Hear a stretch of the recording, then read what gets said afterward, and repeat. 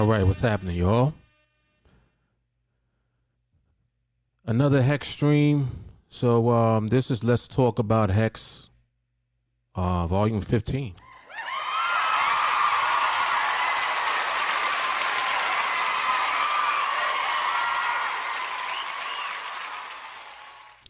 All right, so as promised, I told you guys I was going to be on this week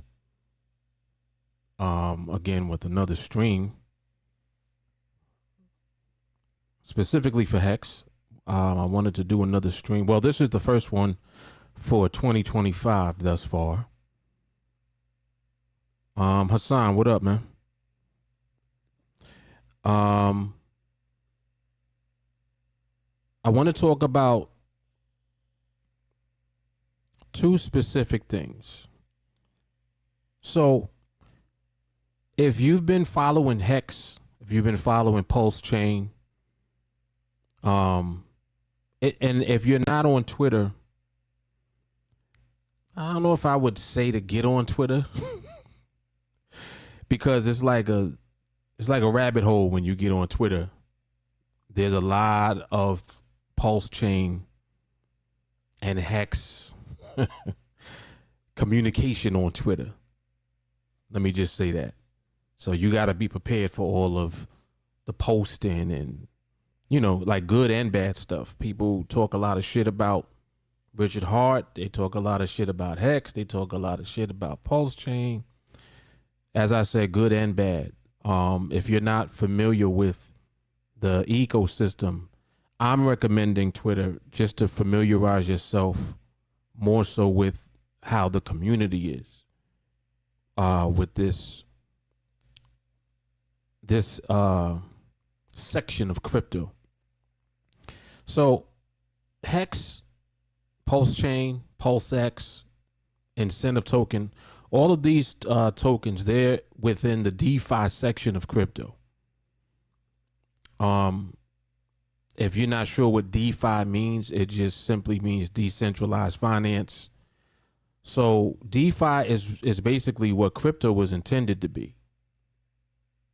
It's not necessarily what it is just yet as far as its full potential.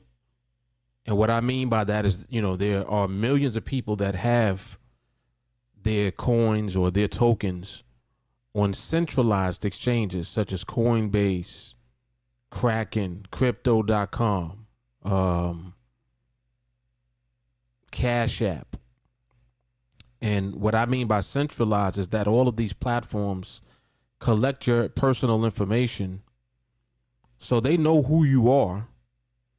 Although your wallet is supposed to be, you know, anonymous. This is what the whole purpose of crypto was, so that no one can control your speech. No one can control your movement of your money. No one can control transactions that you want to make between yourself and another party. This is all what crypto was designed to allow us to do globally, not just in any particular country.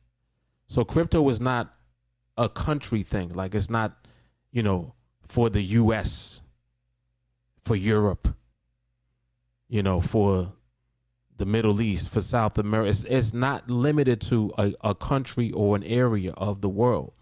It's a global way of being able to transact, of being able to speak, so to speak. No pun intended. So the real purpose of crypto is to allow you to not reveal who you are and what it is that you're doing. Like, people can see the transactions that you're doing on the blockchain because that's what allows crypto to be fully transparent as far as what's taking place on a blockchain. Every transaction can be seen. So you know what's happening, I should say.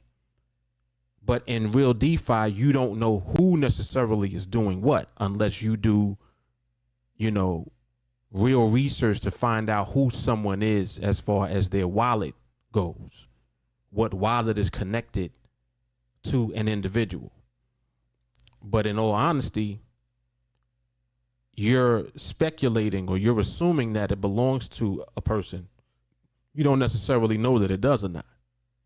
However, if your money, if your coins are on the centralized exchange, they do know who you are.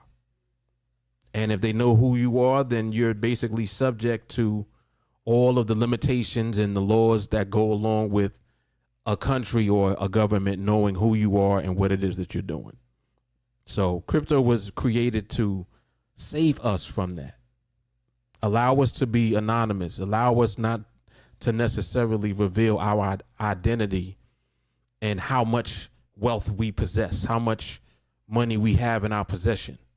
Now, along with this comes things like security, and being able to encrypt your information so that no one else can steal it, so that no one else can steal your funds, etc. And of course, there are ways to, secure yourself. You need to look into all the various ways, as far as making your funds secure, making your information secure, etc. But anyway, I want to talk and I want to dig into more specifically the opportunity that is presented to us within the HEX ecosystem. All right. I want to start with the incentive token. Now, this is a chart of the incentive token. I have certain things on here marked off that I may refer to as I'm actually talking about this. But the incentive token is something that I recently started to look more and more into because it's part of the ecosystem.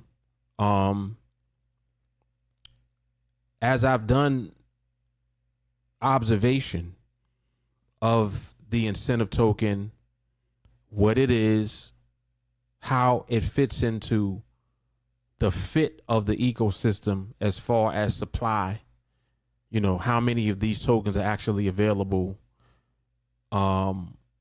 Is it something that's limited? Is it something that's scarce? How do you get it? Things of this nature. So basically, incentive you can buy directly, meaning that you can buy Pulse, the token, and then use your Pulse to swap directly for the incentive token. That's one way to do it. But incentive token is an actual token that you earn in the ecosystem when you provide liquidity on the platform. So now, this is what I've been digging more and more into because I was unfamiliar with the specifics of liquidity providing, what it actually is and what it does, what it allows you to do on the platform. So now,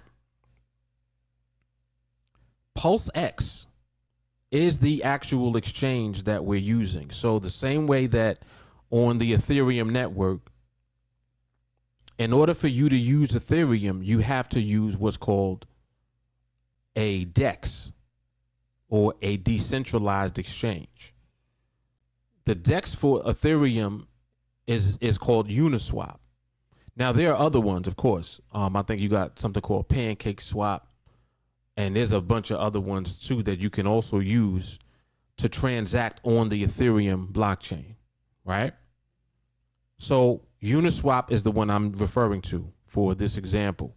Uniswap allows you to make your transactions on the Ethereum blockchain. Ethereum is a blockchain, the same way that Bitcoin is a blockchain.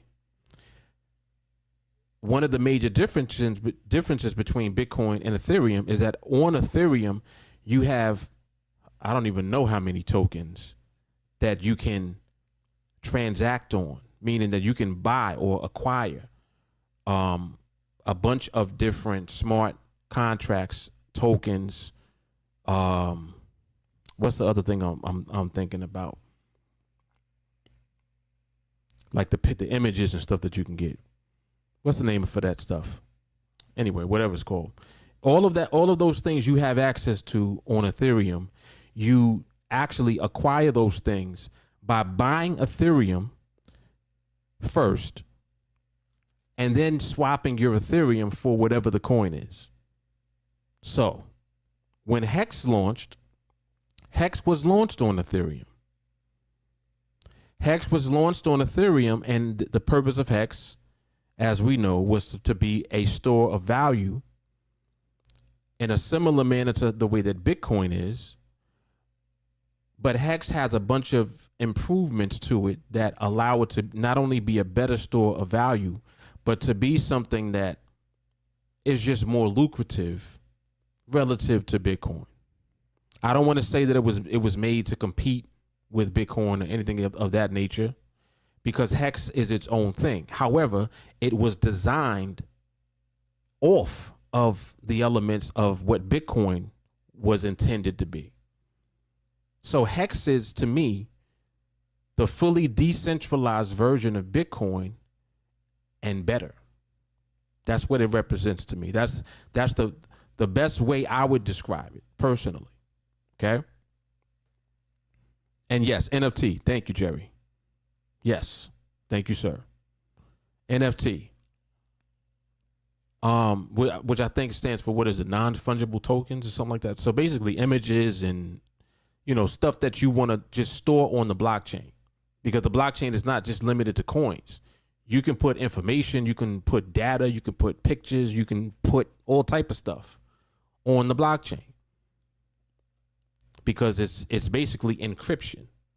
So not only are we moving coins or tokens, which represent financial value, but you can also store and you can move NFTs and all type of stuff on the blockchain. So anyway, so as I looked into what this incentive token was all about, and again, I'm using Ethereum because PulseChain represents what Ethereum is. As a matter of fact, let's just be clear with what PulseChain is.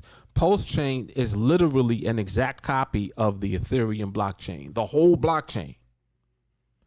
So when PulseChain was launched, I think it was May 12th of 2023, every token, NFT, everything that was in existence on the Ethereum network was copied over to the PulseChain network. So PulseChain is literally an exact copy of Ethereum.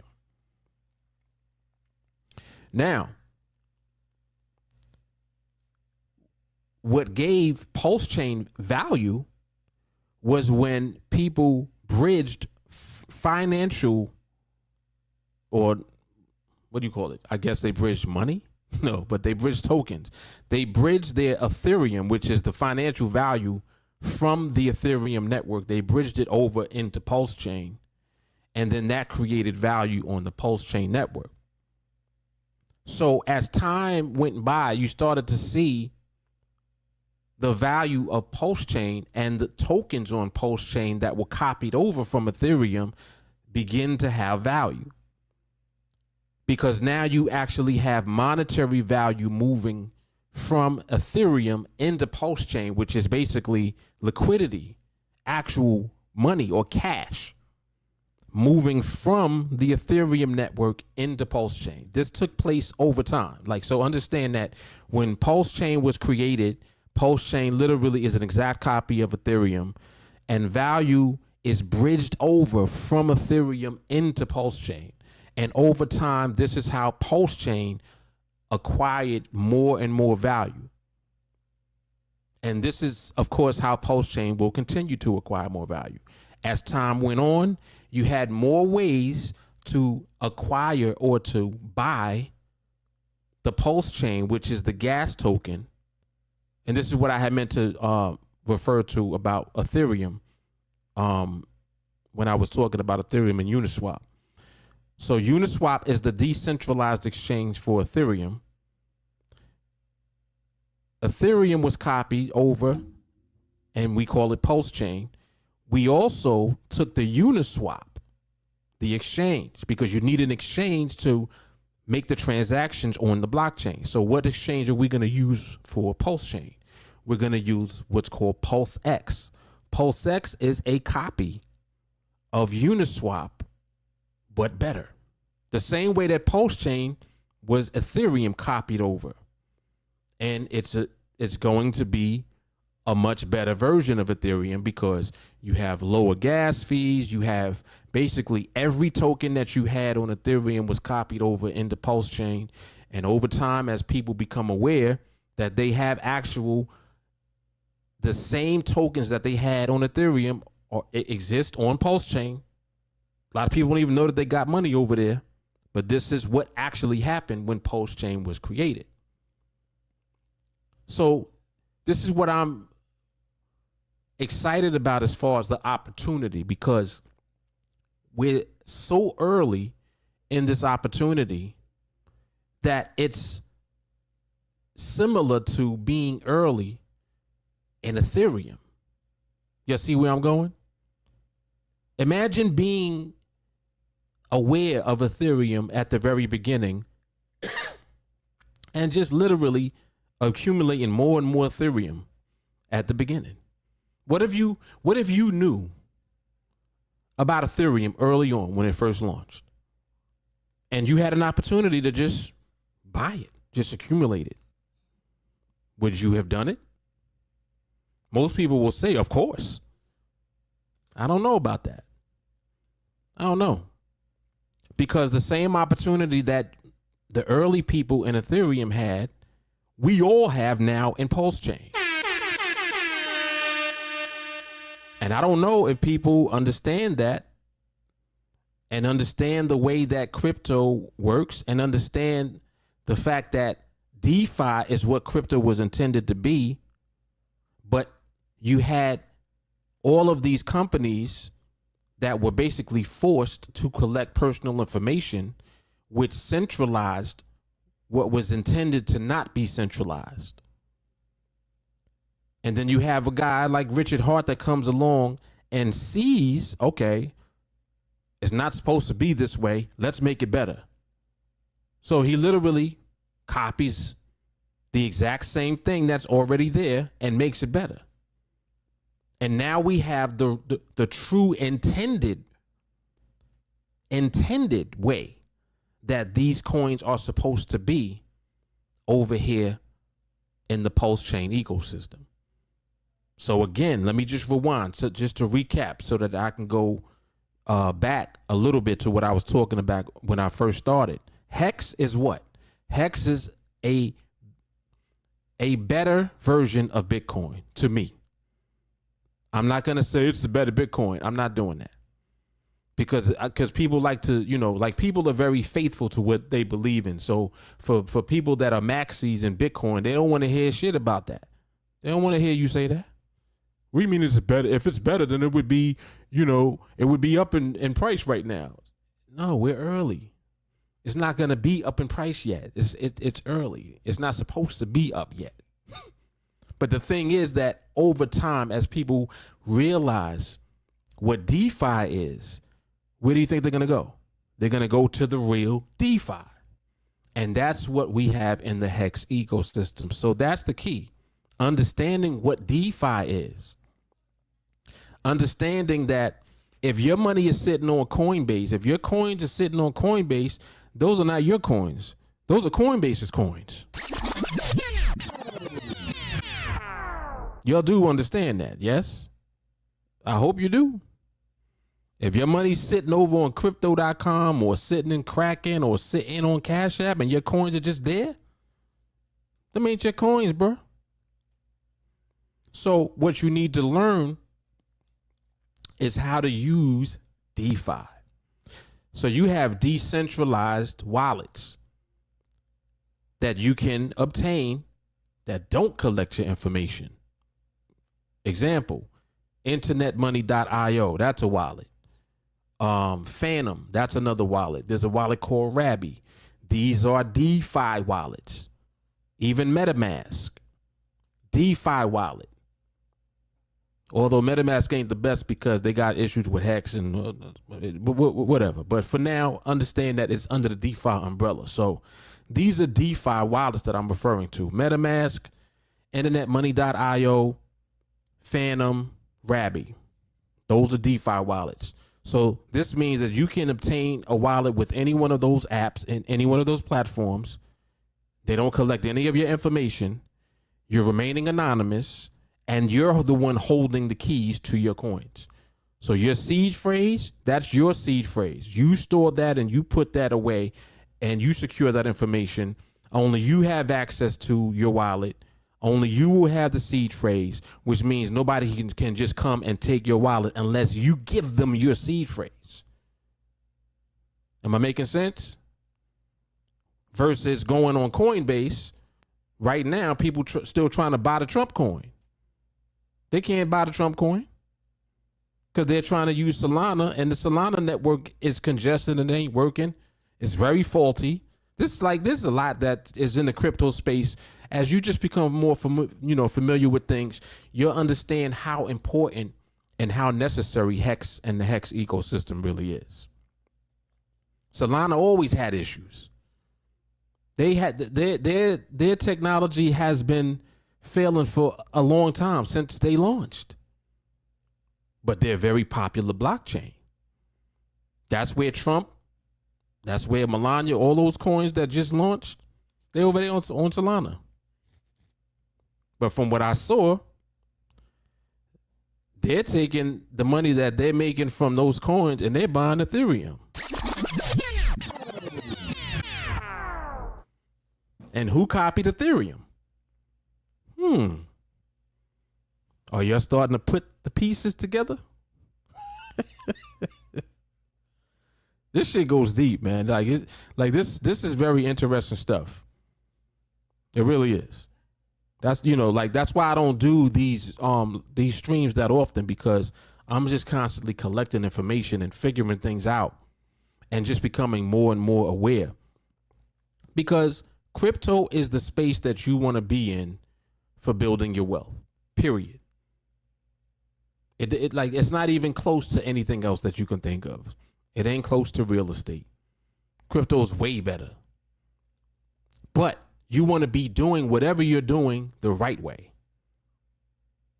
You need to be doing it the right way, meaning you want to do your due diligence, and you want to also understand the way that people become wealthy with anything that they're doing is through the acquisition of the asset. Listen to what I just said. Acquiring the asset. So what's the asset here? The coins. HEX, PulseChain, PulseX, incentive token, PDAI, PWrap Bitcoin. All of this stuff is on the PulseChain blockchain. Everything I'm mentioning. And of course, people, as you do more research and you do more looking into the stuff that's on the platform, will eventually discover different things, and you'll like what you'll like, and then you might become a fan of it, or whatever the case may be, whatever the narrative is, that may be associated with the actual token. You might gravitate to whatever that narrative is. Like, I haven't even talked about PWBTC. A lot of people don't even know what that is. Wrapped Bitcoin exists on Ethereum. What is wrapped Bitcoin?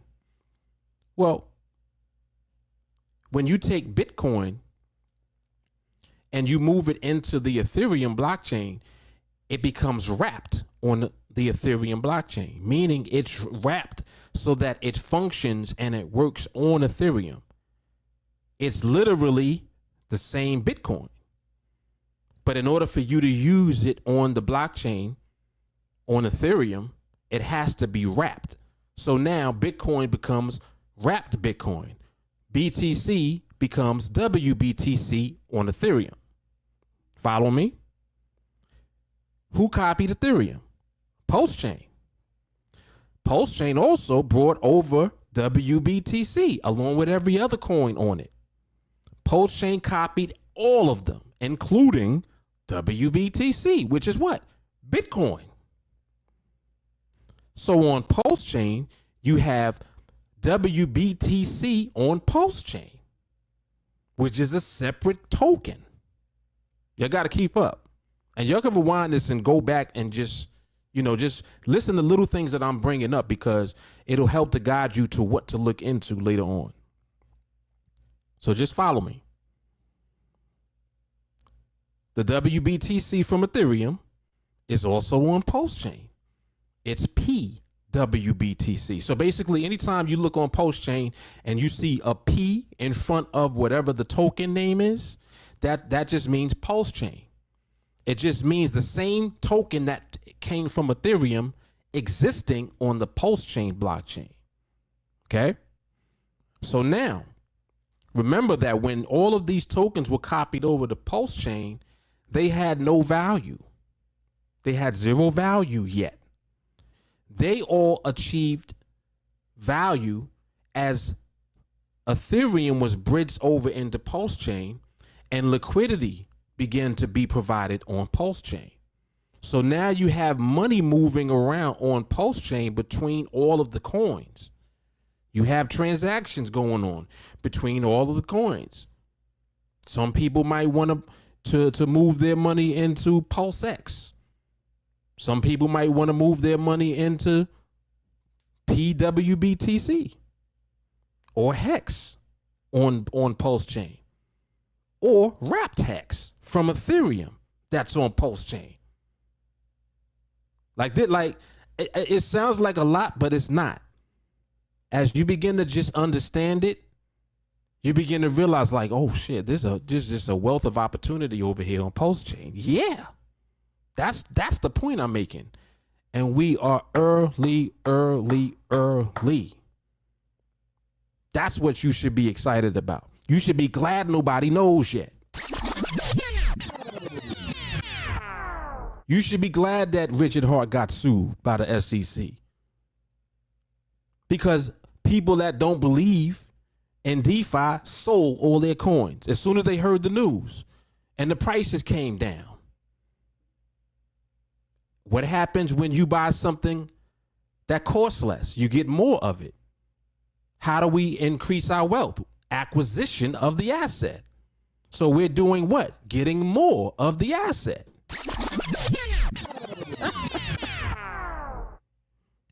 If y'all ain't excited yet, I don't know what to tell you.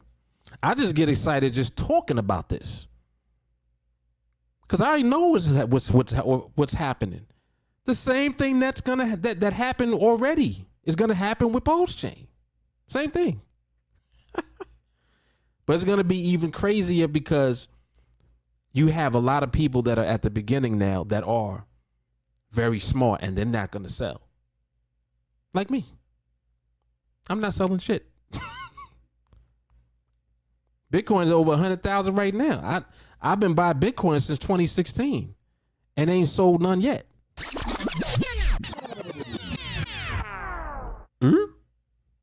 What, Mark? Yeah. You don't sell your assets. All right, let me relax. Let me relax. All right, so anyway. So all of these things that I'm talking about are part of the HEX ecosystem, right? Now, what was I even talking about? Oh, incentive.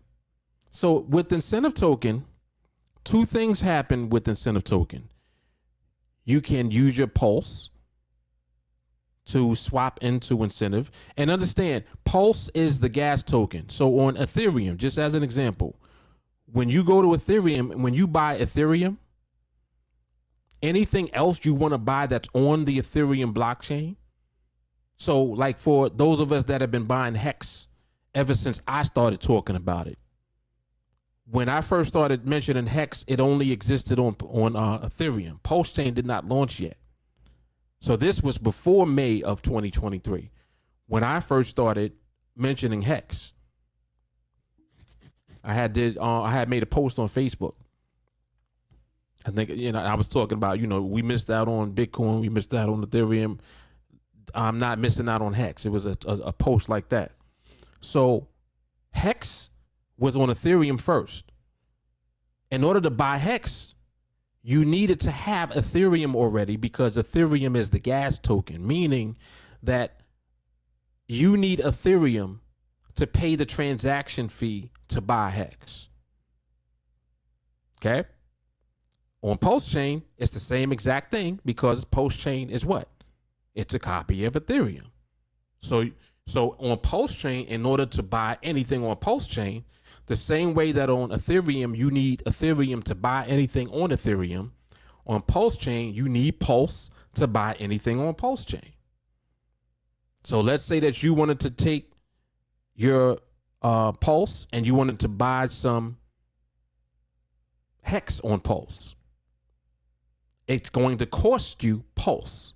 It costs you the gas token. The transaction fee is in the gas token. So it costs Pulse to buy anything on PulseChain. And I'm doing this because there are some people that don't know what anything is. So I try to explain it this way so that you understand the basics and you can kind of catch up. As you rewatch this, you'll catch up much faster because I'm doing this in between. So let's say that you take your Pulse. You take some Pulse and then you swap it for incentive token. That's one way to acquire incentive token. Another way to acquire an incentive token is through the farms. The yield farms allow you to provide liquidity, right? And in exchange for providing liquidity, you will receive the incentive token. As a matter of fact, let me go over to the page that shows the farms real quick. Make this smaller.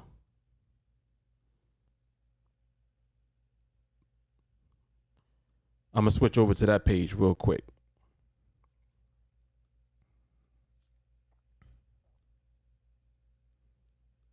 Is this it? Yeah, this is it.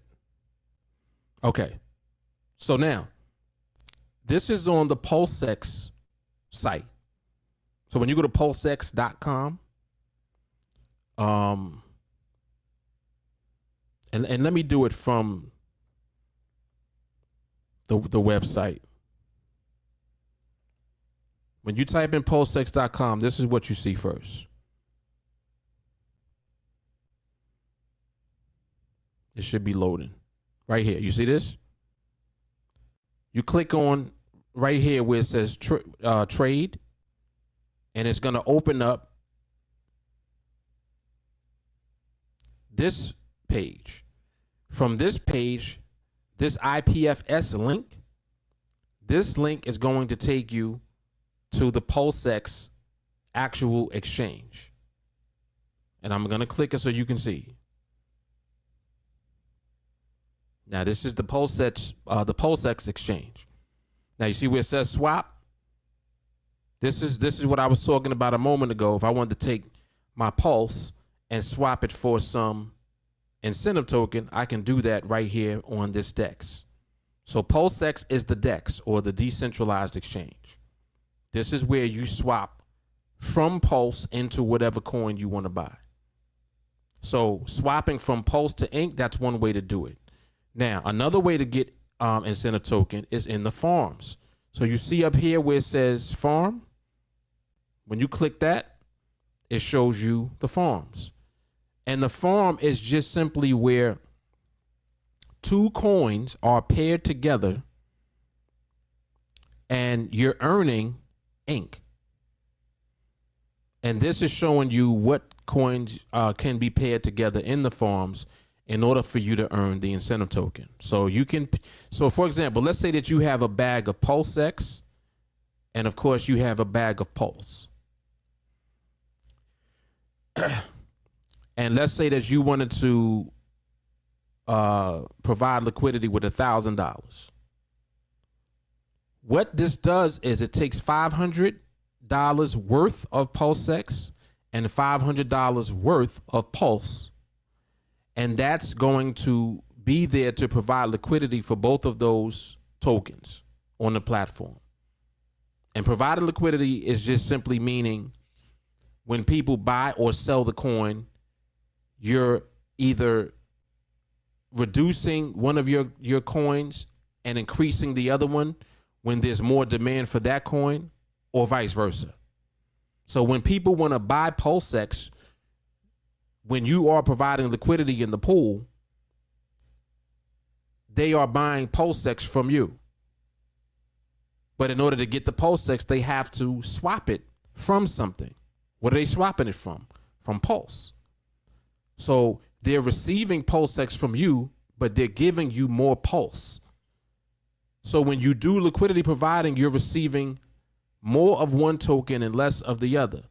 And in exchange for that service that you're providing, you're receiving the incentive token as a percentage of the value of the amount that you have in your actual pool or in your coin. So for example, if you had $1,000, your APR for providing liquidity with PulseX and Pulse would be this 8.55% that you see right here.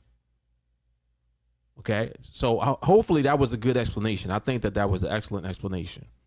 Again, just rewind this and go back and watch it again so that you understand what I just said, in case I went too fast.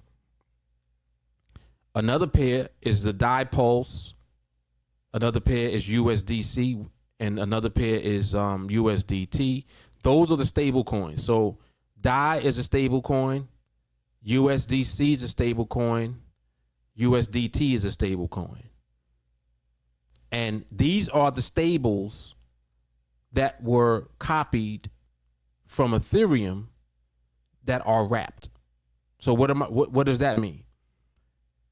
DAI on Ethereum is worth $1. Wrapped DAI on PulseChain is worth $1. USDC on Ethereum, $1. USDC wrapped on PulseChain, $1. And the same thing for USDT. So these are stable coins. This is why they call them stable coins, because they're pegged at $1. And these are the wrapped versions coming from the Ethereum network. Just like earlier when I mentioned Bitcoin being wrapped and it's WBTC. So that's what these represent. These represent the same stable coins that exist on the Ethereum network over here on PulseChain. So you have the farms for those stable coins. So you have another pair, which is basically wrapped Ethereum and Pulse. And you can see the APR for that one is 32.96%. You got one for HEX and Pulse, APR 17%.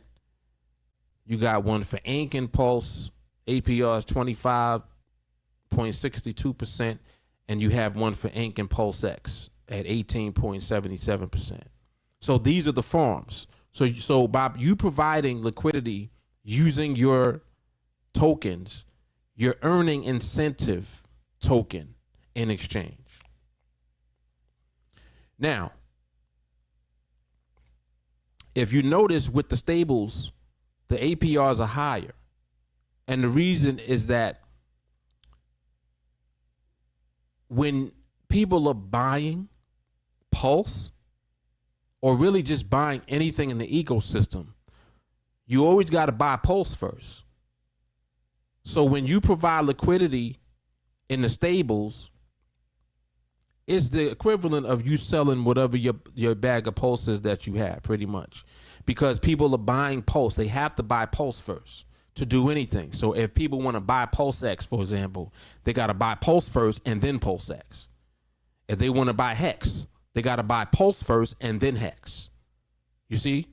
So so Pulse is the gas token, so it's always going to be the token that is in a pair. That's why you see Pulse in every one of these pairs, with the exception of the Ink and the PulseX one down here. But again, by you providing that liquidity, you're earning incentive tokens. So what I personally did, I have farms in the stables. I did the stables, which are the highest APRs. Now, one of my main reasons for doing that is because I wanted to see what the results would be from it. Because to be honest, even though I'm explaining all of this, I didn't fully understand any of this stuff that I'm talking about right now. It took me time to slowly gather, more and more like bits and pieces of information to have an understanding of what they are. Okay? So it took me time to understand what they are. Now, I want to find out what they do. So what I did was I put money into the farms. And the ones that I use 3. The DAI Pulse, which is this one, the USD Pulse, and I used the USD Pulse. So all the stables, all 3 of them, I put $500 in each one of them. So there's $1,500 altogether in the stables. Okay. Now, I did that on December I want to say the 6th. Let me see if I can get the exact day. I like to be accurate with my information. Let me see. Where's my farm picture? Yield farm. First yield farm, first LP. It was third yield farm. Yeah, December 6th. Yep. December 6th. And at the time, the APRs were higher. They were like 70-something%. So the APR is determined by how many people are in the pool and a bunch of other different factors. Like, I don't really pay that much attention to it. I'm more so paying attention to which farm I want to be in to find out how much incentive I'm going to earn. So I knew that because these have the highest APRs, that they pay out the most incentive token. And I'm going to talk in a minute about why. Like, why do I want to accumulate more incentive token? I'm going to talk about that in a second. So anyway, so on December 6th, I had all 3 of them locked in. And since then, let me see how much I have accumulated so far. Just to give y'all an idea.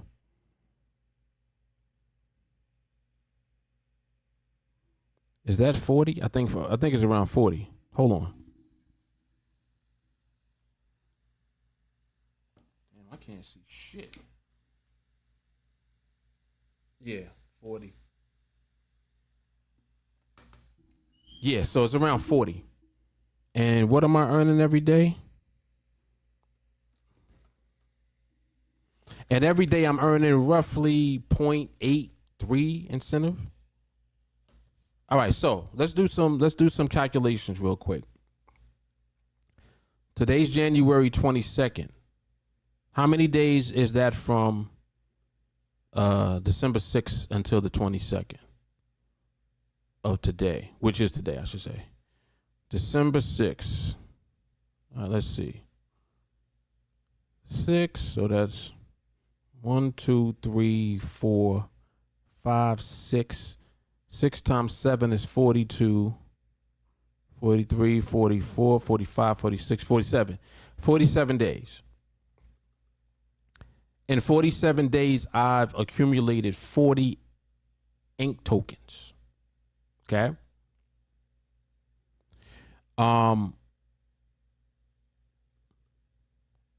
40 ink tokens. So what's the price of ink right now? It's like $2, right? Ink is at about $2, so I would need 750 ink tokens to equal the 1,500 that I started with. So 750 incentive tokens is what I'm looking at acquiring based on this farm to 2x the amount that I started with. See, and this is the thing. I'm not sure, like I don't know what the the farm will look like later on. You don't know that yet, because realize that if you're receiving a token every day, you're just getting this incentive token. You keep getting it. Like literally you're accumulating and you're acquiring this token. As time goes by, the incentive token is going to increase in value. And as a matter of fact, let me switch my screen back because I'll go into why I'm doing it more so now. We'll talk about this more.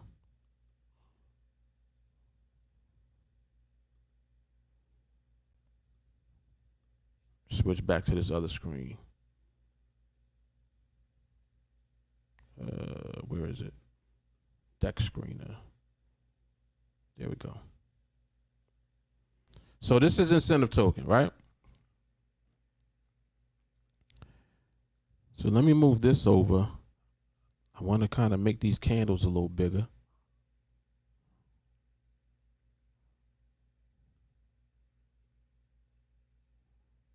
Yeah, let me do this. Okay.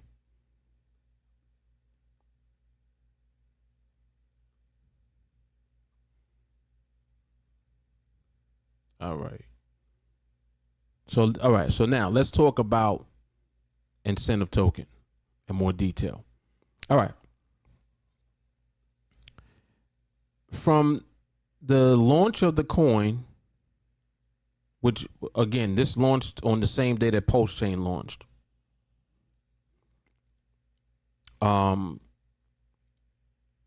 The low was on December 12th of 2023, 39 cents. And it had been as high as $80.69 about 11 days after it launched. So when PulseChain initially launched, the incentive token was priced all the way up here in the 80s, $80. Okay. Now, because it's a token that's being received, this means that you can take the token, you can swap it for other stuff that you want. So I believe that had a lot to do with the price action of the token that you see. Because if you look at this, right? If you look at all of this movement, this literally is just straight down. It's just down and down and down and down and down, just keep going down, right? And this is from when it peaked on May 23rd. The low price was on December the 12th. So literally from May to December of that first year, 2023, when PulseChain launched, this token was literally just being sold off, meaning that people were just taking it, they would receive it in the farm, and they would sell it. I don't think during this period anyone really understood the value of incentive yet. I think that people started to get it when you started seeing this accumulation begin.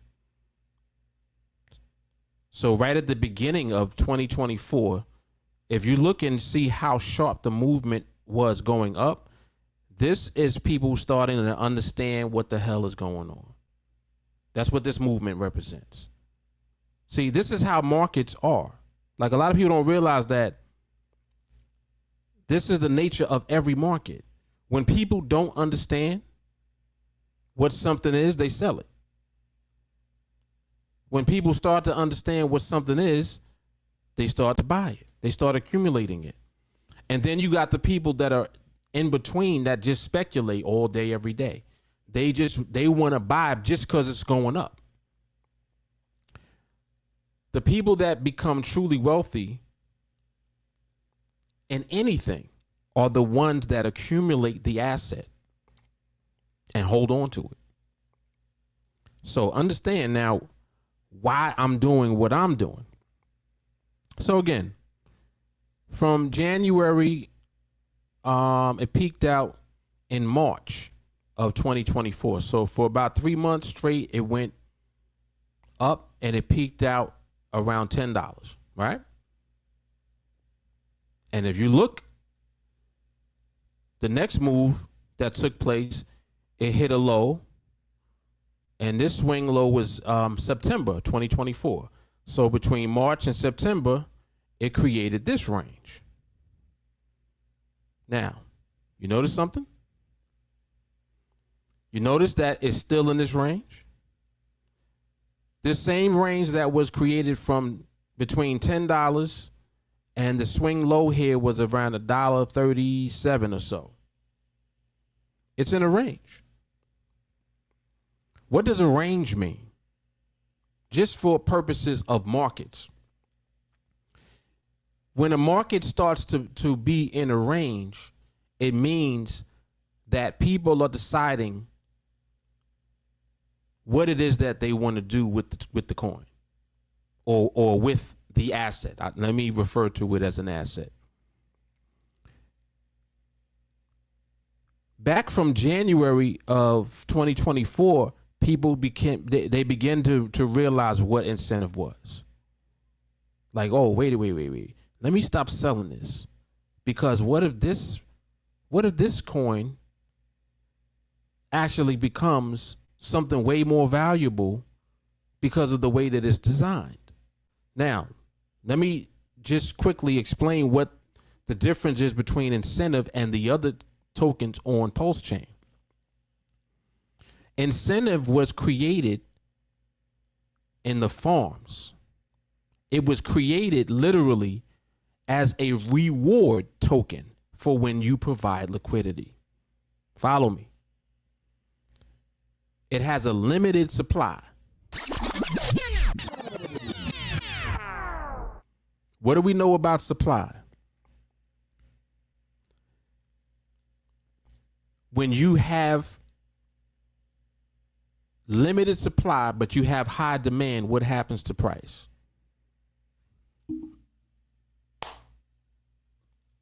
That's what happens to price. Limited supply, high demand, price goes up. We know that it has limited supply. We also know that there's no originating address for this token, the way that there is with HEX, the way that there is with PulseX, the way that there is with PulseChain. What do I mean by that? Those tokens, people actually sacrificed value to receive X amount of those tokens before they launched. There was a sacrifice phase for HEX, there was a sacrifice phase for Pulse, and there was a sacrifice phase for PulseX. There was no sacrifice phase for Ink. Ink was created on the platform as the reward token for you providing liquidity. This is what I was talking about earlier as far as narratives. I like to use critical, logical thinking when I'm studying something. I always do this. My main thing is always to understand supply and demand dynamics, because it equates to more value over time when you understand it and when you're on the receiving or the acquisition end of an asset that has limited supply or whose supply gets reduced, as an example. Just like why I love PulseX. PulseX has a buy and burn feature built into the coin. So far, it's burned 6% of the supply. And this takes place no matter what. PulseX is the actual decentralized exchange for PulseChain, which means that on PulseX, every time that there's a transaction made, there's a fee paid, that gas, right? A percentage of that gas goes into the feature for the PulseX token, which buys it on the market and then burns it, meaning that it removes it from the supply. Does two things: buys it first and then it burns it after.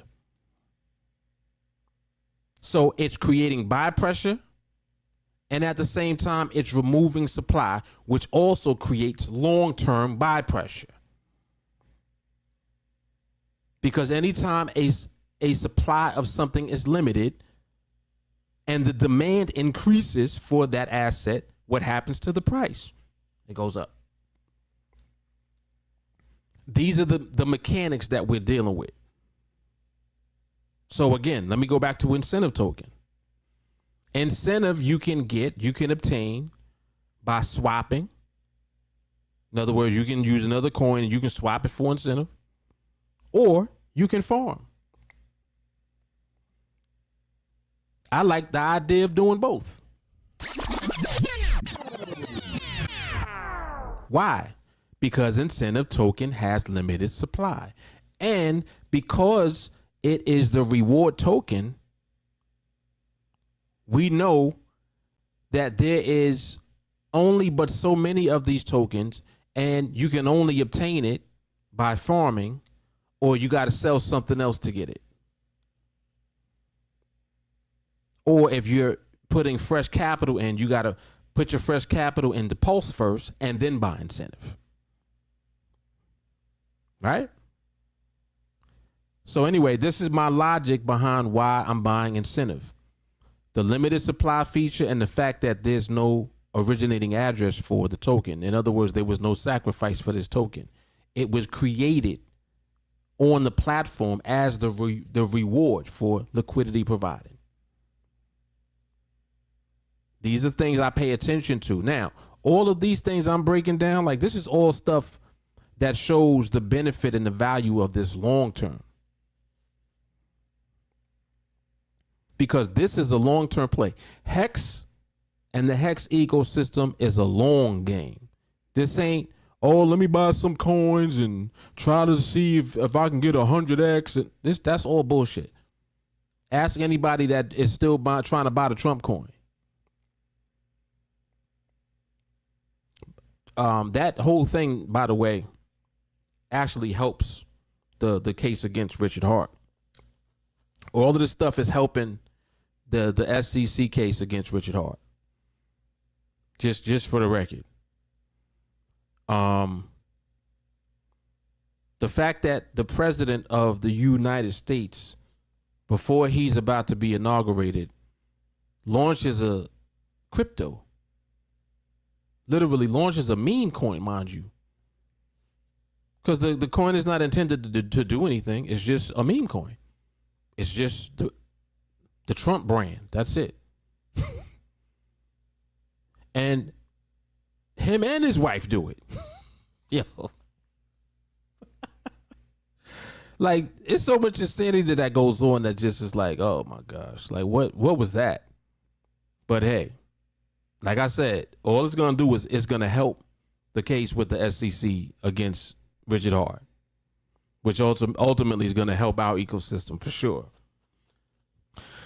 But anyway, so if y'all had questions, please feel free to ask. I know I was talking for a minute there, but let me go back in the chat and see if y'all were asking anything. Please ask your questions now, please. All right, where we at?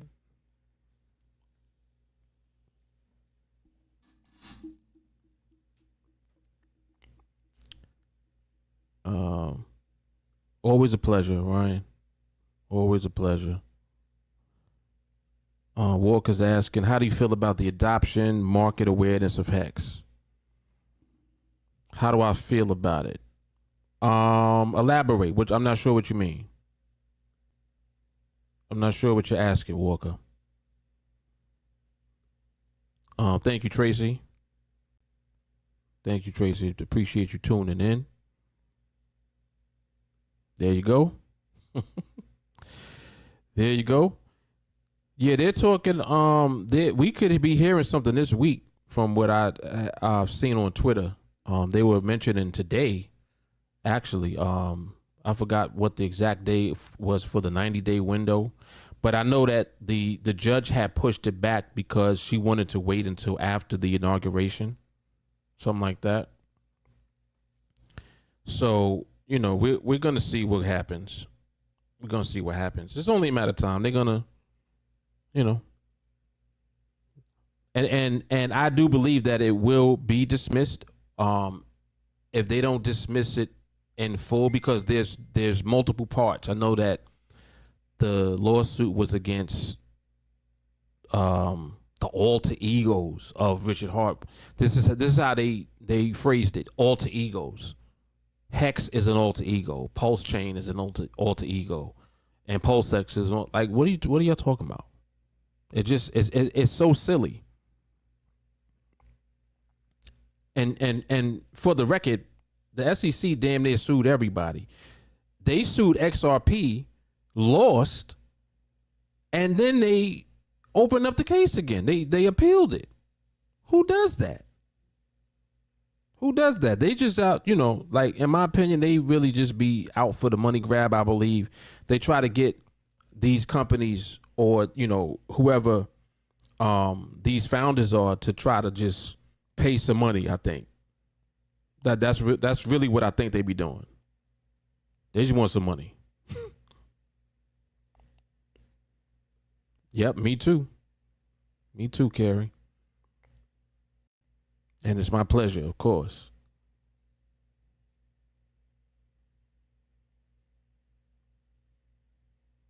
Steven, what up?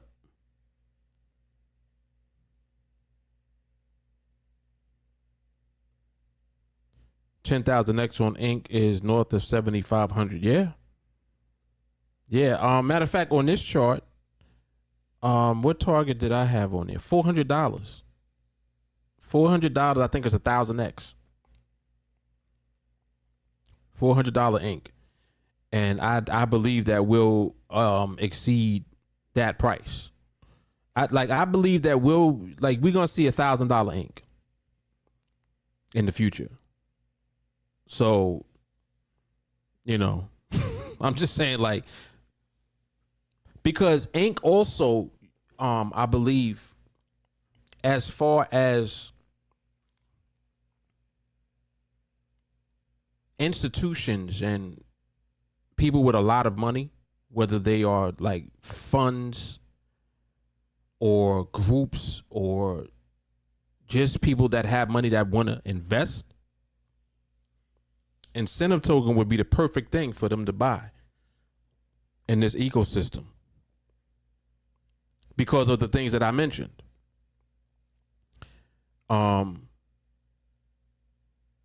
You never know. That might be the first thing that they start buying when bigger money starts to flow into this ecosystem. Like the time is gonna come where it's gonna be big money that flows in. The same way that you see ETFs now, like for Bitcoin and for Ethereum, that's institutional money. In the future, that money is going to find its way into this ecosystem. Believe that. Believe that. And I think that incentive would be the perfect token for them to try to target.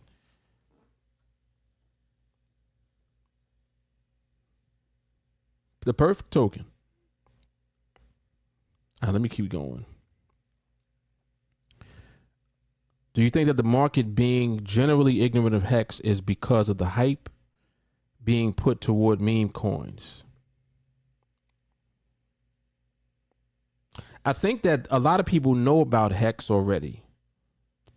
I think that the SEC situation put a big damper on things for HEX. Also, the launch of PulseChain put a damper on HEX because it divided the community in a sense, between picking either HEX on Ethereum or HEX on PulseChain. So check the logic. Check this logic, right? PulseChain was created so that as we move forward into the future, we can transact on HEX and not pay the expensive fees on Ethereum. This was the original purpose. The main purpose of PulseChain was to improve our ability to acquire HEX. So when PulseChain launched, you now have the HEX that exists on Ethereum, and you also have the HEX that exists now on PulseChain. So you got two versions of HEX, right? Many of us were already buying HEX on Ethereum. I had been buying HEX on Ethereum, and we were paying whatever the gas fees were on Ethereum, high gas fees. So now PulseChain comes along. We get however much HEX we had already on Ethereum, we have that amount of HEX on PulseChain because it was copied over. So May 12th, however much HEX you had on Ethereum, you got the same amount of HEX on PulseChain now. And your stakes are there. So if you staked HEX on Ethereum, the same stakes that you had on Ethereum are over on PulseChain now. But remember that during that transition, there was time that needed to take place in order for the values to find themselves on PulseChain, because we didn't know what anything would be priced at on PulseChain yet, because it's a brand new chain. And value has to be moved into the chain. And it took time for that to happen. So now, to answer your question, I think that because people were divided between HEX on Ethereum and HEX on PulseChain, it created like a damper on both, in a sense. And as a result of that, in addition to, this new chain, PulseChain, what is this crap? Like, this is people's mentality when they look, oh, who's Richard Hart? Oh, he's getting sued. It's like all of the negativity, I think, in the overall social media environment was brought to the forefront versus the benefits of PulseChain. That works to our advantage. So like people look at it like, oh, I don't want to be a part of this because it's so much negative that's going on. No, but you're not looking at the whole picture. There's negative information that's out there. There's a lot of hate. There's a lot of, things that are not necessarily true. People's opinions. There's a lot of that goes on, not just with HEX, but like just in general. But HEX more so in particular, because of the way that HEX and the ecosystem was birthed, the way that it was born, like the way that PulseChain came into existence. Richard Hart took like 2 years before he actually launched it. So he did the sacrifice, and people literally waited 2 years before it even launched. That was a part of it.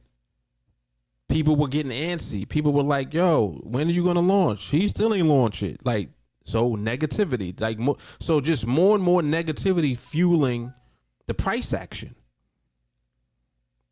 Not to mention, if you have people coming into the ecosystem that don't care about acquiring these tokens and holding them for the long term, they just in it trying to get a quick flip. So you might have people that, could have sacrificed thinking that they're going to get 1,000x, and it didn't happen right away. They sell the coin. I believe that happened. So all of this pressure and selling and, oh, I don't want to be bothered anymore. I'm tired of it. I'm done. I'm through. I'm throwing in the towel.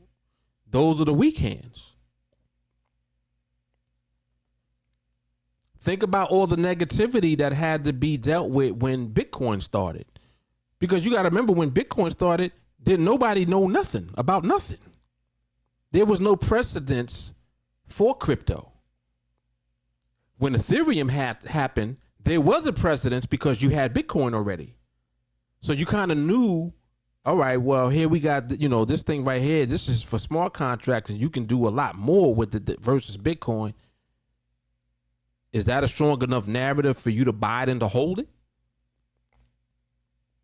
What about all of the people saying, nah, Bitcoin is the first one, is the original one. Fuck Ethereum. What about those people? Like, what you gonna do if you're someone that believes in what Ethereum was over Bitcoin? Are you gonna buy Ethereum and hold it? What you gonna do? Do you believe? You see the questions I'm asking? These are the same questions you have to ask now with PulseChain because it's the same thing. The people in Ethereum that did believe held, and they were rewarded. Very much so. There's people that bought Ethereum at 50 cents, 30 cents, $1. Like, come on. So if you bought it that early and just held on to it, what if you were just buying it every week that early? I'm just saying. How much of it would you have now?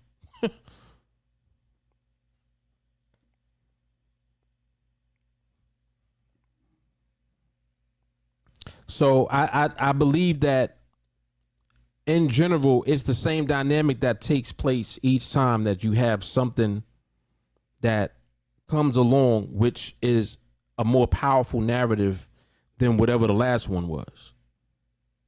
So the two most powerful narratives that have existed in crypto up to now before PulseChain, of course, were Bitcoin and Ethereum. Then all the other coins are like kind of like memes more so, or just a coin that was launched that people believed in. XRP, people believed in it. Right? Solana, people believed in it. Cardano, people believed in it. So they have communities of people that believed in them, and the believers are the ones that receive the benefits and the rewards of holding those coins. So the same thing applies for us. We not different. We not special. It's the same thing. Only the ones who hold the longest will be rewarded the greatest. So my logic is I ain't selling shit. And not only that, because all of this negativity exists around it, it's giving me time to accumulate it slow. A little bit at a time. You're following me? See, I don't ever invest in anything. Oh yeah, let me take 5,000 and throw it in there. I don't do that. Even if I got the 5,000, I'm breaking that up. I spread 5,000 out over a year. You see? I do $100 a week for a year. I'm not gonna just take the 5,000 and just do one shot. No. So the fact that the negativity exists, it's giving us opportunity to buy at the lower prices. And if you look close, if you pay attention to the price action on the majority of these tokens now, you notice they're not going down as much. You know why that is? Because people are holding it more. Let me show y'all. Let me give you another example. Let me show you something real quick. What can I use? Maybe I'll use PDI. Well, let me look at PulseX first. Let me look at PulseX. Now, PulseX had the worst performance out of all of them first.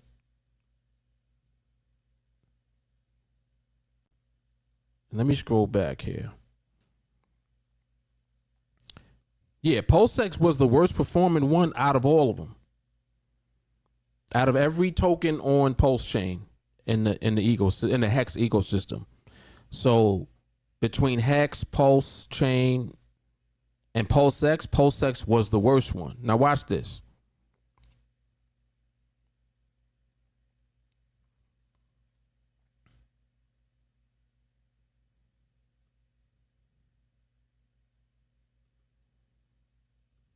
Watch this.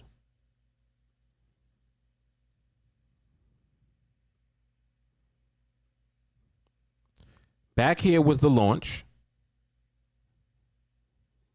around May 12th.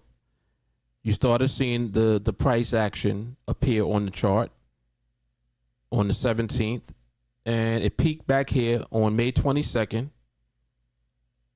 right around the sacrifice rate, which is 0.0001, right? So it went up to the sacrifice price, and then it just went down. And mind you, this is PulseX. You know, the one that's supposed to be like the one that everybody was loving, the one that everybody was saying is going to do the most X's. I'm trying to get a line.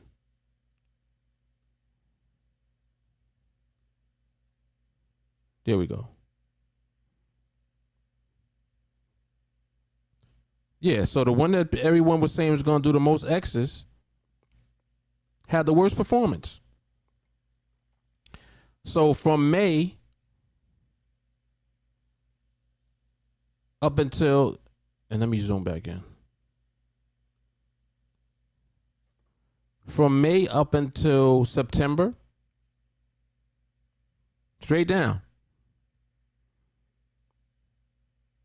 In September went as low as 5 zeros, and we'll say 5 zeros 89. 5 zeros 89. 5 zeros in the price.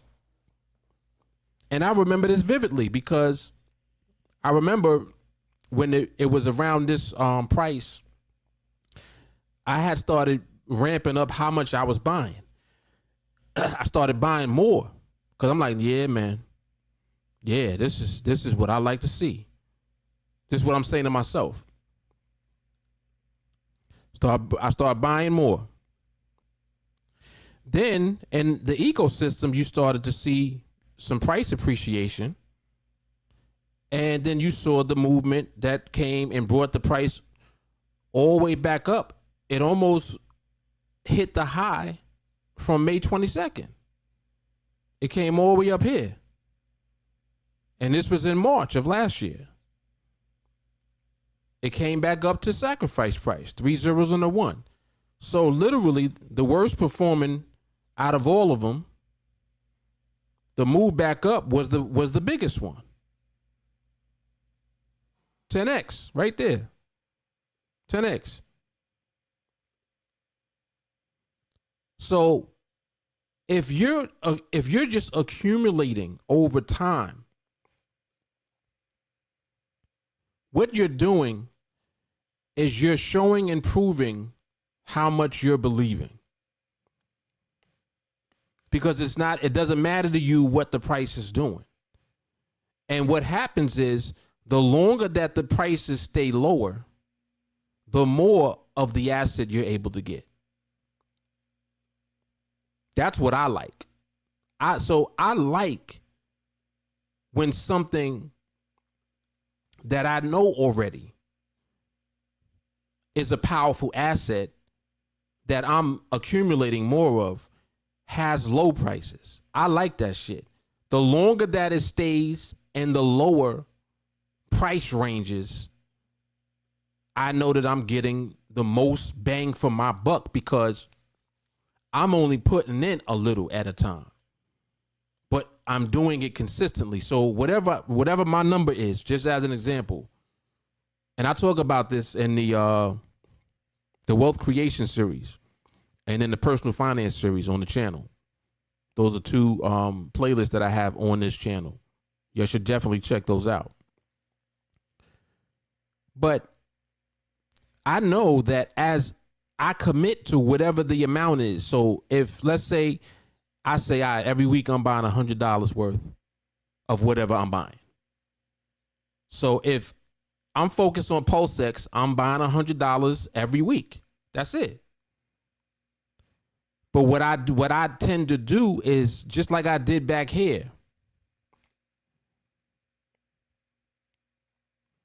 And I can remember that when the prices were this low, I was posting on social media and showing how much PulseX you can get for $100.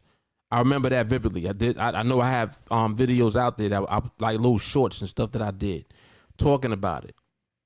Because I remember back here, I was like, yeah, for $100, you can get 10 million PulseX. 10 million PulseX for $100. And I was so excited about that. I'm like, damn, I wanted to stay down here. It didn't stay there for long. It started doing this. It started moving up. I'm like, damn, all right, it is what it is. So then now, all it's doing, if you just pay attention closely, it's just consolidating inside of a range. And the range keeps getting narrower and narrower. That's why you can see like it looks like a triangle. You see what it's doing? It's literally inside of a triangle, like a wedge. And like, you know, people that do technical analysis, when you look at a wedge, as that price starts squeezing through the wedge, eventually the wedge becomes sharp and it meets at a smaller and smaller point, and then next thing you know, it breaks out. It breaks out in one direction or the other. Okay? In my opinion, all of this stuff is setting up to break out, to go up, because we're in the bull market at this point. This is just a part of the natural cycle of crypto in general. So now the HEX ecosystem has all of these different components that are a part of it. One, you got community. You have people that are gonna buy this stuff and they not selling, like me. We ain't selling shit. We're always going to buy, and we keep buying. We buy no matter what the price is. We buy. Same thing I was doing with Bitcoin. So what I did was I shifted the same effort that I put into Bitcoin into PulseChain. So now the same thing I was doing with Bitcoin every week, I'm doing with PulseChain every week. Give me HEX, give me incentive, give me PulseChain, it don't matter which one it is. Like I talked tonight about incentive and why I'm accumulating that. But another one of the reasons that I created the farm is so that I would always be accumulating incentive, even if I don't buy it. So even if I don't buy it this week, I still will have more incentive token this week because I'm in the farms. You see? Like, so y'all understand acquisition of the asset? That's the key for this live stream tonight. This is why HEX will do extraordinary in 2025. Just like the title says. This is why. Okay. Let me see. And Walk, I know that was a long answer. That was pretty long. My bad.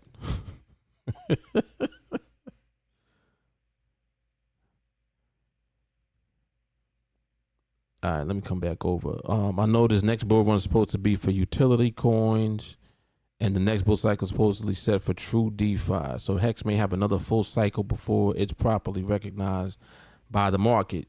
Yeah, I mean, it could be another full cycle. It could be another 2 cycles. But to me, it don't matter, because bottom line is going to happen when it's going to happen. And the one thing that I would hate to do is to not have enough. And all I mean by that is, you know, week to week, it's like, damn, could I have bought a little more? I could have bought an extra $25 more. This is how my brain be functioning. I'll buy something like I might take my kids out to dinner or something. Spend $100. I'm like, damn, $100, man. I could have bought some more HEX.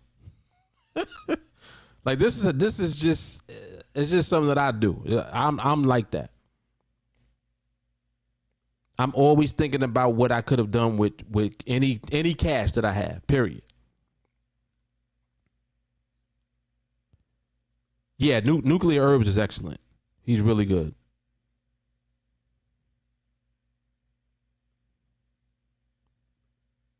Oh yeah, the one from RH Max. Yep, I saw that. Thank you, Carrie.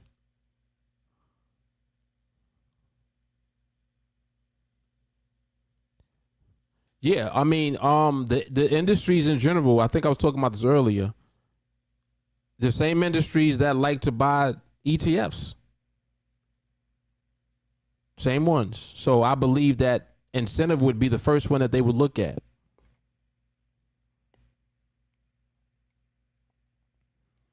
Yep, Pulse will pump by default. There we go. This right here is Don DeMarco right here.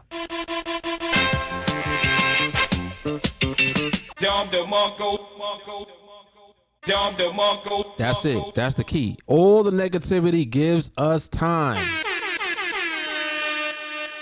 We just able to get more and more and more.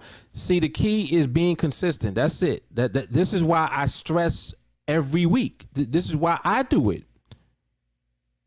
Like, I don't just talk about doing that. I literally do it every week. I don't miss.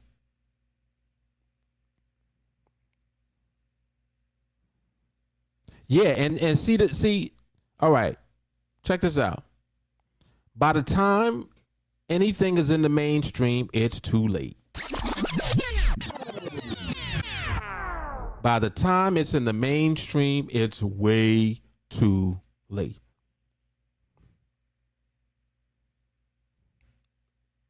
It's crazy. It's crazy, Gary. It's crazy. Like, the opportunity is insane. Yes. Negativity equals discount. Pressure equals great for long-term investors. Yes. Here we go. Look at this. Wealth transfers from the impatient to the patient. Come on, man.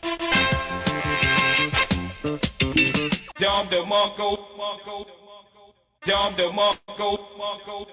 chill out, because I'm about to walk off. Y'all chill out.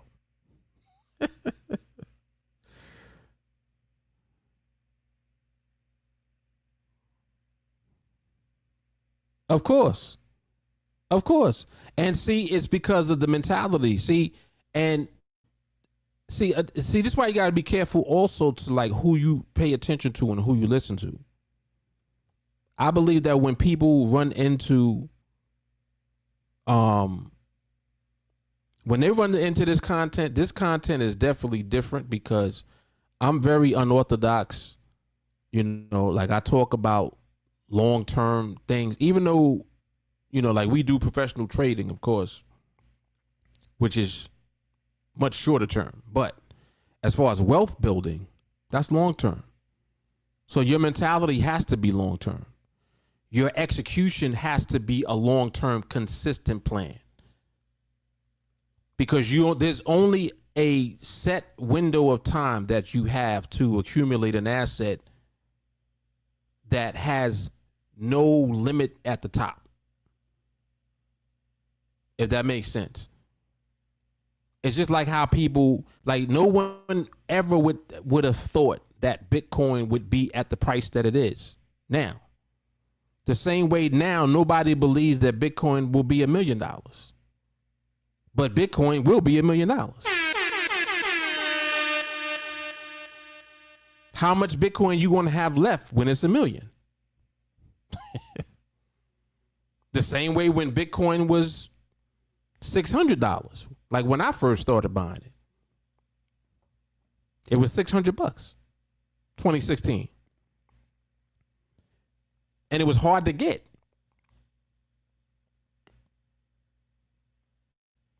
We got something now that, like Pulse is not hard to get. Lazy people think that doing anything that's not on Coinbase or Robinhood or any app that they use, it's hard to get it. No, it's not. You know the way I buy my PulseChain? I take cash in my CashApp account. I buy Bitcoin directly in the CashApp account. And then I go to PulseLN.com and I swap the Bitcoin for Pulse. And it goes straight into my wallet. Straight into my DeFi wallet in seconds. There's no lag time or nothing. That's there now. That's there right now. That's available for you to do right now. And I even have a video on the channel that talks about how to do the CashApp transaction on PulseLN. It's that simple. CashApp, buy Bitcoin in CashApp, take that Bitcoin. It uses the Lightning Network from your CashApp. You go to PulseLN.com, swap your Bitcoin for the Pulse.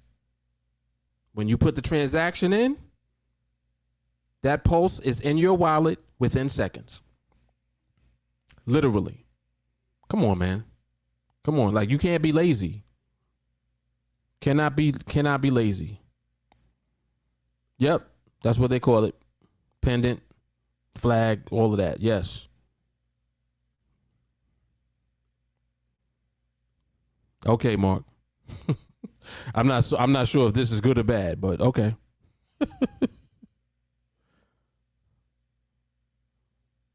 Oh yeah, absolutely. Absolutely. Yeah, I'll be watching this back too. This was really good, man. This was definitely a good live stream. Yeah, multiple, of course. And that's the thing, like, you can't comprehend it at all until you see it. And then when people see it, they be like, damn, I should have.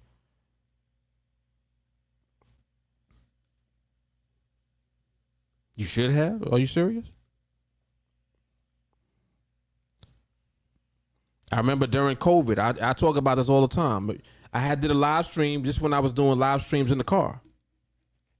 I had an orange hoodie on. And as I'm on the live stream, the market crashed.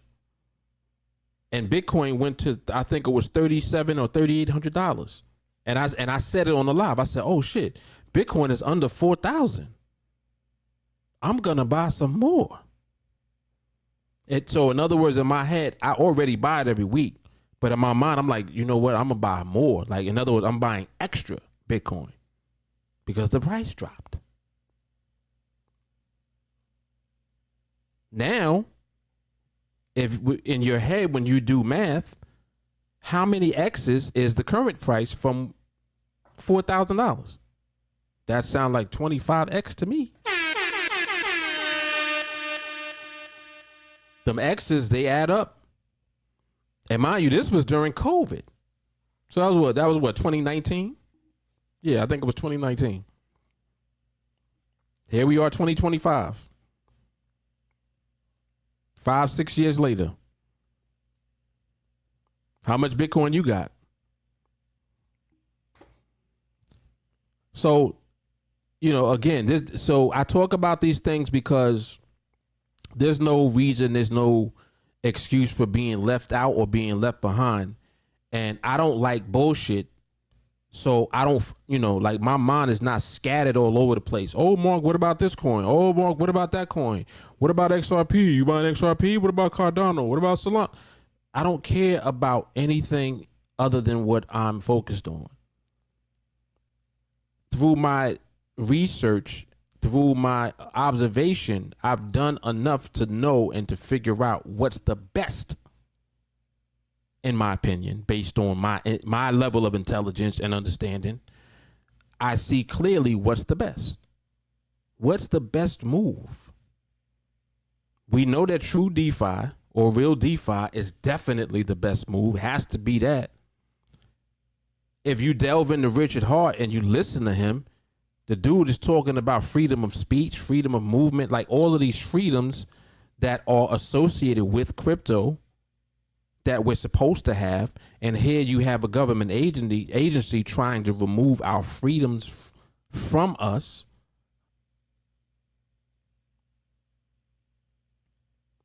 I think I want to listen to that guy. Why? Because he's making sense. It's not just another coin. Y'all gotta understand, like, so you, like, y'all see where I'm going? It's not just another coin. This dude is literally fighting in court for freedom of speech. The blockchain is freedom of speech because you're able to communicate through the blockchain. And you should be able to do so how? Freely. So this is how my brain works. So, if you're trying to understand, well, why would you want to buy a coin and the guy's being sued? That's why. What is he being sued for?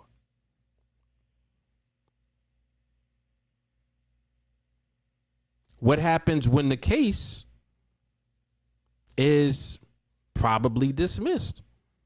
Then what? Then what you gonna do? Well, I know what most people gonna do. They're gonna start buying shit because they're gonna see green candles. Because for a lot of people, that's what they're waiting for. They're waiting to see what the result from the case is gonna be. This is the nature of people, man. This is what markets is. This is all it is. Oh, I didn't even talk about this in the whole stream. I didn't even talk about P-Dye. You know what? I'll say that for the next one. And just for the record, P-Dye is the one I'm buying every week right now.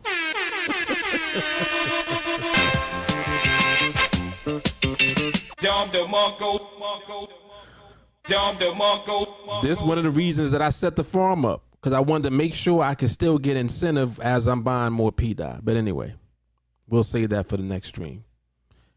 All right, y'all. So I'm about to get up out of here. Yep.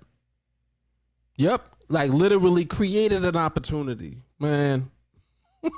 Or I should say created another opportunity.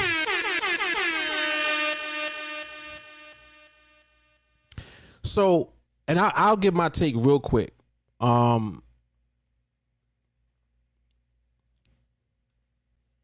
There's a guy called Decentralize Me. I'm sure many of you that are on the stream with me now have heard of this guy. He's the one that has brought to light all of the elements of the narrative for P-Dye.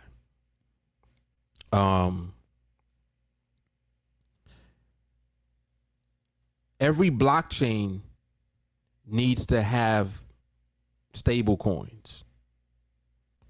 PulseChain doesn't particularly have its own native stable coin yet, meaning one that is pegged to $1. So, for example, on Ethereum, you have DAI pegged to $1, USDC pegged to $1, USDT pegged to $1. Out of those three, only DAI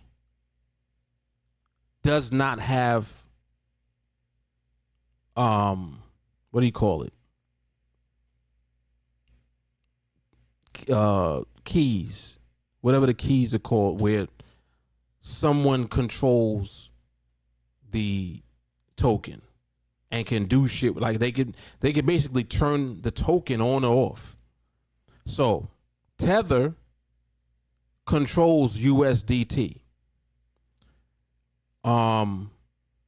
I forgot who controls USDC, but it's whoever that is. But DAI is not controlled by a group of people that like vote and can make changes and shit like that. It's controlled by what's called MakerDAO. And MakerDAO is how all of the decision making for that token is made.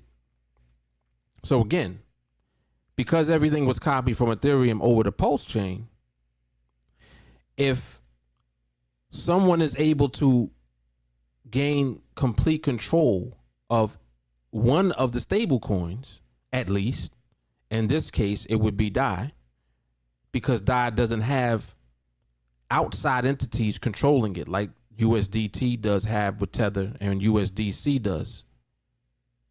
There's no outside entity controlling MakerDAO. Okay? So on PulseChain, because there's no outside entity controlling it, someone with enough of the token can take control of it on the PulseChain network. Needless to say, who do you think that would be? Of course, it would be the creator of the whole blockchain. That control was made. All of the elements in order to use that as the stable coin that's going to be the peg for the native stable coin on PulseChain. All of that is in the process of taking place now as we speak. It's been happening even before the launch of PulseChain. This is the information that has been revealed by Decentralized Me, because he has aligned himself with the people that have been looking into this stuff from the very beginning. Like, so once, like, you got real smart techie people. Everybody's not regular like us. I'm just regular. I'm not. I didn't even know what half of this shit was, to be honest with you. For me, everything started with HEX. That's why I refer to everything as HEX. I didn't know what PulseChain was, and at the time didn't care. I'm like, what the fuck is Pulse? What's this? Like, I see what it is because it's coming from the same dude that made HEX. Let me see what it is. Come to find out, oh shit, I'm educating myself on blockchains and what stuff is. I didn't know what a DEX was. Who the hell knew what that was? What's the purpose of that? I didn't know any of this. All of this stuff I had to learn about. And as I learned about it, I started to realize, oh shit, it's going to be some rich motherfuckers over here. And I'm going to be one of them. Because we're early. Yeah, but, yeah, exactly. And like I said, I didn't, like all of this, and I'm cool with learning things slow. I'm cool with that. Like, I'm not mad that I didn't know about P. last year. It don't matter. It is what it is. I know about shit now. And the opportunity is still there. Opportunity's still there. So anyway, hopefully that gave you some insight to my take on P. and the P. narrative. But I'm going to talk about that in the next stream anyway. What's your take on HEX? HEX is wrapped on PulseChain. I have that. I buy that from time to time. Sometimes I like when I see dips in price, I like to buy shit. So HEX is HEX still. There are people that don't know that there are two hexes. There are people that when they hear about HEX, they're going to search online and they'll find HEX on Ethereum. They may not find the HEX on PulseChain. It just is what it is. People are already familiar with Ethereum. So if they want to buy HEX, they may buy it on Ethereum. I'm just saying, this is what could happen. This is what actually is probably more likely to happen because Ethereum is a more popular network. So if somebody tells you, oh yeah, HEX, you start hearing about HEX and you want to buy some HEX, the HEX on Ethereum is more prevalent in media and on social, in the mainstream versus the PulseChain information. And this is another thing too that I'm glad this guy, the same guy that I was talking about a moment ago, Decentralized Me, he's what's the word I'm looking? He's trailblazing this marketing campaign for PulseChain to help offset a lot of the negative information that's associated with, HEX, Richard Hart, PulseChain, and the whole ecosystem. Like, there's so much information that's just negative. Interpol, they red notice bullshit. The SEC case, Richard Hart with the way that he was marketing at first. What do they call that? Outrage marketing. Like, all of these negative things that you have associated, but like, people, when they see stuff on social media, they'll take negativity and then they'll make a decision based on negativity only. Everyone doesn't always go and do their due diligence to look at shit. So his idea is to use social media and marketing to put out positive, more educational information about what it is that we do in a professional way about PulseChain, HEX, Richard Hart, and bring that into the social media ethos to offset all the negative information. You see, so like there's a lot going on. Like in the meantime, I'm just buying shit. That's it. Like in the meantime, I'm just buying it I'm buying shit every week. I'm either buying PDI, PulseX, Inc., HEX, HEX on PulseChain. I'm buying something every week. That's what I do. That's all I do. Right now, I'm focused on PDI because I think that, in my opinion, PDI will be the first focus, especially once we're done with this SEC case. I believe that the focus will be on that because having a native stable coin opens up the door to new money flowing into the blockchain. People that have money, they like to have somewhere to park their money and earn yield. Like they like that. I like that. It's one of the reasons I'm yield farming. But I'm doing it for more than that because I'm not yield farming and just earning interest in cash. I'm yield farming and I'm earning the actual incentive token. So my thought process is a little different. When you have more money, like, hundreds of thousands, millions of dollars, and you want to sit your money somewhere and just earn a yield that is more than you would earn in traditional finance, crypto, we have that space and we have that potential through the stable coin. That potential is there. I think that you can even earn on this with the stable coins on PulseX now, if I'm not mistaken. I forgot what the yield was, but yeah, you can there's an option for that too, to just earn yield on your cash just for having it in the stables that are wrapped right now on PulseX, on the PulseChain blockchain. So, man, this shit is this is powerful stuff, man. Powerful stuff. So I'm just putting out and feeding you guys information as I collect it, and I'm trying to put it together and format it in a way where you can digest it. You know what I mean? So like it's not hard to swallow. Pause. But yeah, that's it. That's it. All right, I'm out for real now. I'm out for real. Carrie Ben said deuces.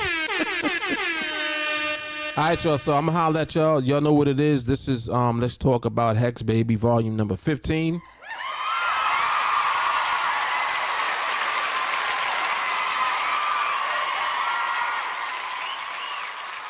And I'm gonna see y'all on the next one. Got some live market observations coming, so just stay tuned for that. And everybody else who is already a part of TA, I'll see you guys in the group chat. Love, peace, and soul. Deuces. Dom the Monko, Dom the Monko.